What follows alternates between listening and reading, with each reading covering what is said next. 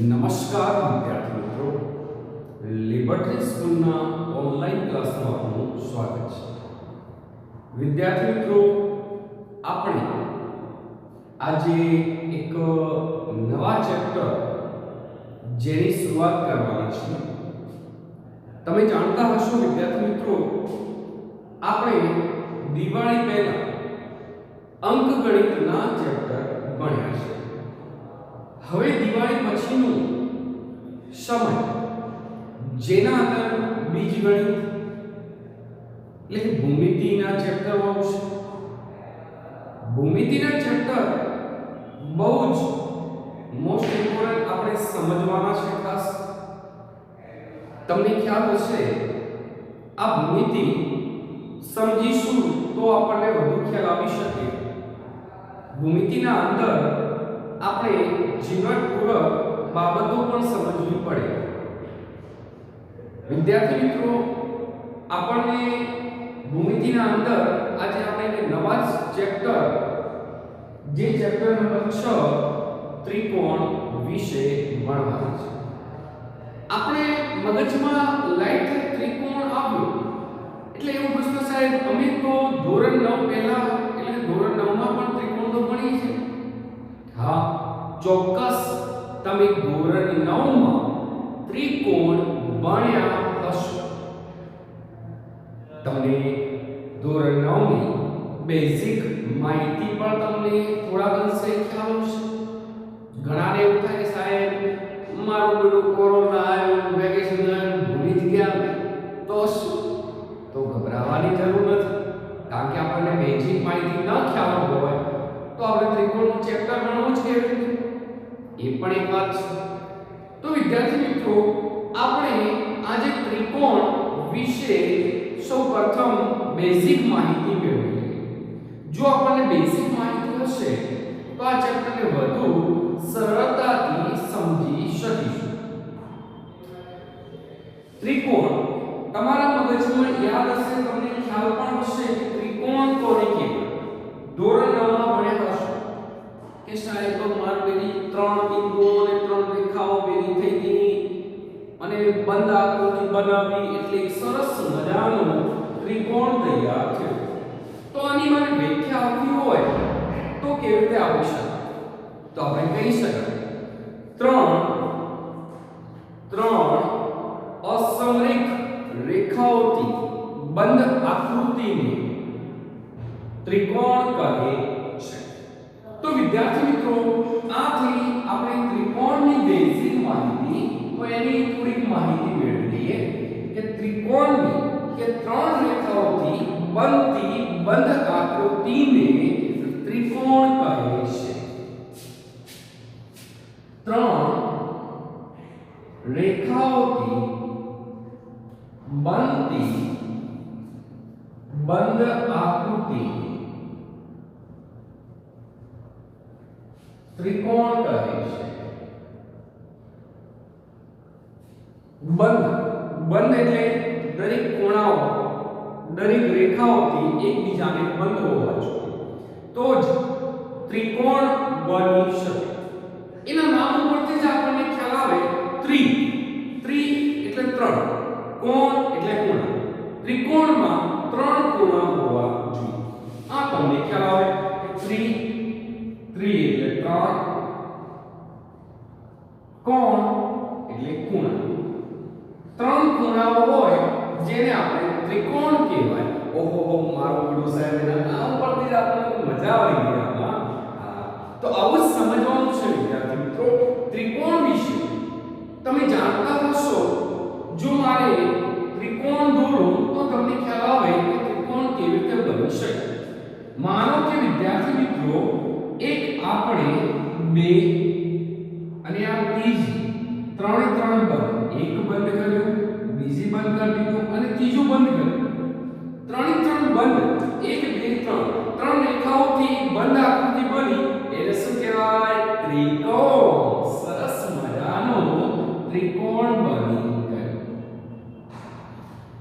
હવે ત્રિકોણ તો આપણે દોર્યો. આના પછી આપણને વિચાર આવ્યો કે સાહેબ ત્રિકોણ દોર્યો છે તો સાથે સાથે નામકરણ પણ કરી દો. એનું નામકરણ કરીએ તો આપણને વધુ ખ્યાલ આવશે. ચલો ને એનું નામ આપી દઈએ. આનું નામ આપી A B C. નામ પણ આપી લીધા. હવે નામ આપ્યા પછી આપણને વિચાર આવ્યો કે સાહેબ એના અંગો હોય ને તો હા આપણા એના અંગો તો હોય જ. તો આના અંગો વિશે થોડીક માહિતી મેળવી લઈએ. શરૂઆત કરીએ શિરોબિંદુ. ત્રિકોણમાં કેટલા શિરોબિંદુઓ હોય? 1 2 3. 3 શિરોબિંદુઓ હોય. તો આપણે કહી શકાય ત્રિકોણમાં 3 શિરોબિંદુઓ હોય. કે કયા શિરોબિંદુઓ હોય? A B C. તો લખી દઈએ આપણે A B C. આના પરથી વિદ્યાર્થી મિત્રો આ તો શિરોબિંદુની વાત થઈ. હવે આપણા મગજમાં લાગે કે સાહેબ આના ખૂણાઓ કેવા હોય? તો ખૂણાઓ કયા? તો આપણે વિચાર્યું કે સાહેબ એક ખૂણો અહીંયા બને જે ખૂણાનું નામ ખૂણો A. બીજો ખૂણો અહીંયા બને એ ખૂણાનું નામ B. ત્રીજો ખૂણો અહીંયા બને એ ખૂણાનું નામ C. એટલે કેટલા ખૂણા બન્યા? ખૂણો A, ખૂણો B, ખૂણો C. 3 આપણને ખૂણા મળ્યા. તો આપણે લખી શકાય ત્રિકોણ 3 ખૂણાઓ હોય. ખૂણો A, ખૂણો B, ખૂણો C. 3 ખૂણાઓ આવી ગયા. 3 શિરોબિંદુ આવી ગયા. તો આનો મતલબ એમાં બાજુ પણ હોવાની. તો આમાં કઈ બાજુઓ છે? તો આપણે કહીએ આ જે બે શિરોબિંદુ જોડતી રેખાની એક બાજુ કહીએ તો એક આ બાજુ મળે જેનું નામ AB. બીજી આ બે શિરોબિંદુને જોડ્યા એ પણ એક બાજુ બની જેનું નામ BC. ત્રીજી એક બાજુ મળી જેનું નામ AC. આપણા જોડે ટોટલ 3 બાજુ મળે. એક AB, બીજી BC અને ત્રીજી AC. આ 3 બાજુઓ જોડવાથી સરસ મજાનું ત્રિકોણની રચના થઈ. તો આપણે વિદ્યાર્થી મિત્રો કહી શકાય કે એને 3 બાજુઓ હોય. તો આપણે લખી દઈએ ત્રિકોણમાં 3 બાજુઓ હોય. એક AB, બીજી BC, ત્રીજી AC. આપણા જોડે 3 બાજુઓનું નિર્માણ થઈ ગયું અને 3 બાજુઓ આપણે બતાવી દીધી. હા 3 ખૂણાઓ, 3 બાજુઓ અને 3 શિરોબિંદુ મળી ગયા. રાઈટ. તો આપણા અંગો કેટલા? 3 ખૂણાઓ, 3 બાજુ. એના અંગો મળી જશે. બીજો પ્રશ્ન આવો થાય કે રાઈટ બધી વાત સાચી છે કે 3 ખૂણાઓ છે, 3 બાજુ છે. તો ત્રિકોણના ત્રણેય ખૂણાઓનો સરવાળો કેટલો? 180. તો આપણે એક આગળ પણ લઈએ.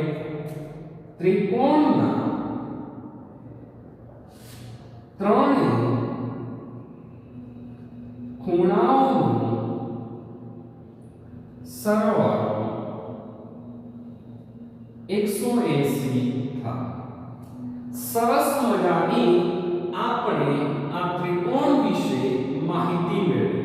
ઓહો સાહેબ ત્રિકોણ આ મગજમાં તો હજુ પણ કંઈક બાકી નથી સાહેબ. ત્રિકોણના પ્રકારો પણ અલગ અલગ હોય જ ને. નામ છે ત્રિકોણ તો એના પ્રકાર તો હોવાના જ. કયા હોઈ શકે? કાટકોણ, લઘુકોણ, ગુરુકોણ. વાહ વાહ વાહ સાહેબ આવા પણ હોય. રાઈટ હા હોય. તમને ખ્યાલ આવ્યો કે સમબાજુ, સમદ્વિબાજુ, વિષમબાજુ આ બધા એના ત્રિકોણોના પ્રકારો છે. તો આ પ્રકારોની તમે ધોરણ 6, 7, 8, 9 માં આ બધી બેઝિક માહિતી તમે પરિચિત હશો. હવે વિદ્યાર્થી મિત્રો આ તો આપણે ધોરણ 9 ની બેઝિક માહિતી મેળવી.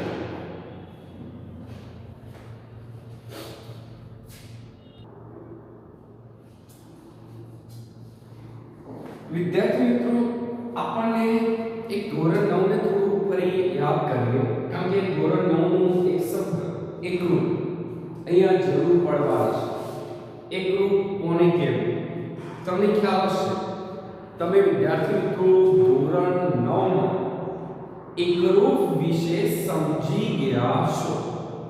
એમાં શું હોય કે એના આકાર સમાન હોય, કદ પણ સમાન હોવા જોઈએ. તો એવી આકૃતિઓને એકરૂપ આકૃતિઓ કહેવાય. તો આના પરથી વિચારાય કે સાહેબ સમાન કદ અને આકાર હોય તો એમના ખૂણાઓના માપ સમાન હોય, એમની બાજુઓના માપ પણ સમાન હોય, તો અને તો જ એકરૂપ કહી શકાય. હા, એ વાત સાચી છે. તો થોડું એને રિવાઇઝ કરી અને થોડું સમજી લઈએ, કારણ કે આ ચેપ્ટરમાં એકરૂપ શબ્દ ઘણી જગ્યાએ ઉપયોગ થશે. તો વિદ્યાર્થી મિત્રો, સૌપ્રથમ આપણે એકરૂપ આકૃતિ વિશે સમજીએ. એકરૂપ આકૃતિમાં શું? જે બે આકૃતિઓના આકાર સમાન અને કદ પણ સમાન હોય તેવી બે આકૃતિને એકરૂપ આકૃતિઓ કહેવાય. જે બે આકૃતિઓના આકાર સમાન હોય અને કદ પણ સમાન હોય તેવી બે આકૃતિઓને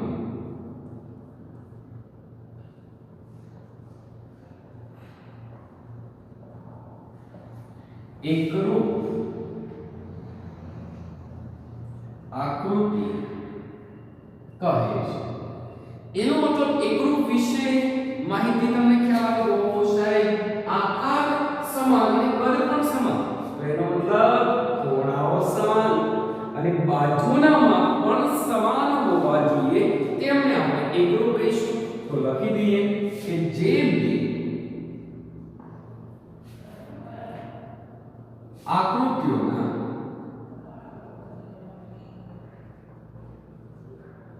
ખૂણાઓ સમાન અને બાજુના માપ પણ સમાન હોય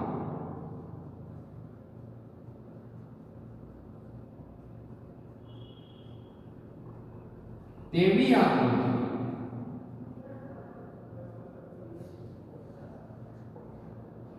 એકરૂપ છે. રાઈટ? આ તો થઈ આપણે એકરૂપ વિશે માહિતી. તો આપણે થોડું એના વિશે સમજી પણ લઈએ કેવી આકૃતિ હોઈ શકે. માનો કે વિદ્યાર્થી મિત્રો, આપણે આકૃતિ દોરીએ અને વધુ માહિતી મેળવીએ તો આપણને વધુ ખ્યાલ આવે કે આવું કેવું હોઈ શકે. માનો કે આપણે ત્રિકોણ લો,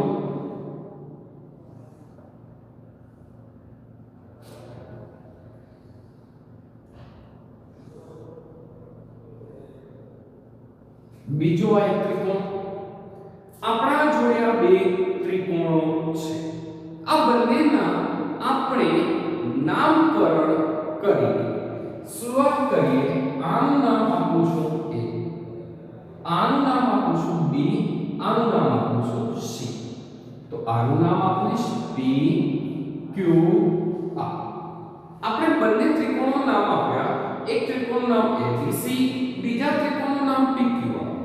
માનો કે આપણે થોડું અલગ કરીએ.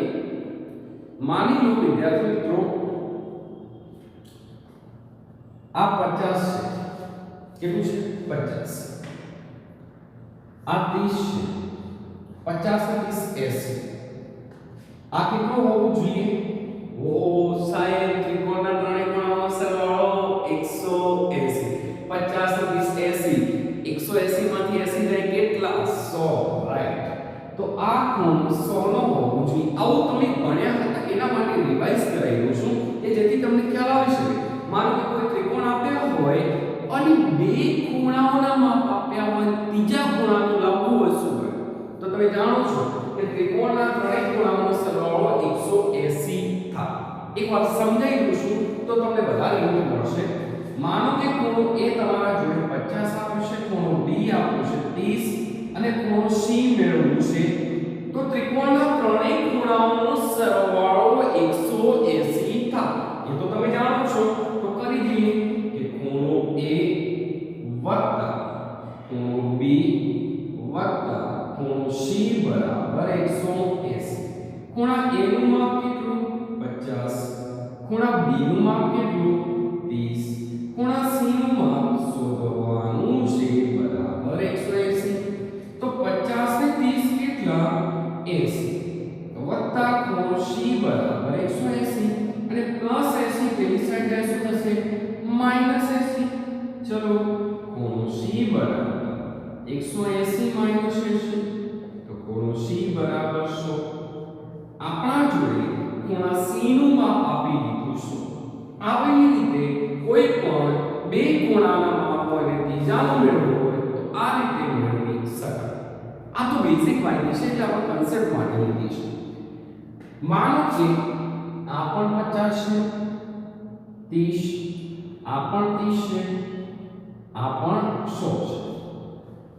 હવે તમને ખ્યાલ આવે કે અહીંયા કયા બે ખૂણાઓ સમાન છે, તો આપણે કહી શકાય ખૂણો A અને P કેવું સમાન? તો આપણે લખીએ ખૂણો A બરાબર ખૂણો B. B અને Q કેવા સમાન? ખૂણો B બરાબર ખૂણો Q. અને ખૂણો C અને R કેવા સમાન? ત્રણેય ત્રણ ખૂણાઓ કેવા આવી ગયા? સમાન. તો બાજુઓ પણ કેવી હોવી જોઈએ? સમાન. માનો કે આ 3 હોય તો આ પણ 3 હશે, આ 4 હશે તો આ પણ 4 હશે, અને માનો કે આ 3 હોય તો આ 5 હોય તો આ પણ 5 હોવી જોઈએ. રાઈટ? આ તો આપણા એક્ઝેક્ટ ખાલી આપણે સમજવા માટે મેં તમને લખી કઈ બાજુ કઈ જગ્યાએ સમાન છે એના માટે.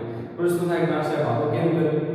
એના માટે લખી તો AB ને સમાન બાજુ કઈ? PQ. તો AB બરાબર PQ. પછી વાત કરીએ BC ને સમાન બાજુ કઈ? QR. BC બરાબર QR. અને AC ને સમાન બાજુ કઈ? PR. તો આપણે લખી શકાય AC બરાબર PR. આના આકૃતિ પરથી એવું વિદ્યાર્થી મિત્રો આપણે કહી શકાય કે ખૂણાઓ સમાન, બાજુ પણ સમાન, તો આ બંને ત્રિકોણો એકરૂપ કહેવાય. રાઈટ? તો આપણે લખી દઈએ ત્રિકોણ ABC અને ત્રિકોણ PQR એકરૂપ ત્રિકોણ છે. રાઈટ? તો આપણે આ કઈ રીતે એકરૂપ વિશે માહિતી તમે સારી રીતે સમજ્યા પણ હશો વિદ્યાર્થી મિત્રો. કારણ કે એકરૂપ વિશે માહિતી આપણે અહીંયા જરૂર પડશે વિદ્યાર્થી મિત્રો.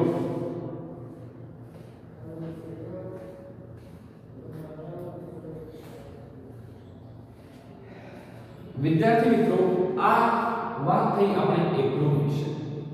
હવે પછીના લેક્ચરમાં આપણે સમરૂપ આકૃતિઓ વિશે સમજીશું, એને આધીન પ્રમેયો સમજીશું, એને આધીન દાખલાઓ સમજીશું, તો આપણને વધુ ખ્યાલ આવશે અને કેટલું સિલેબસ કપાયો છે એની પણ આગળના લેક્ચરમાં ચર્ચા કરશું, એટલે તમને વધારે માહિતી મળે.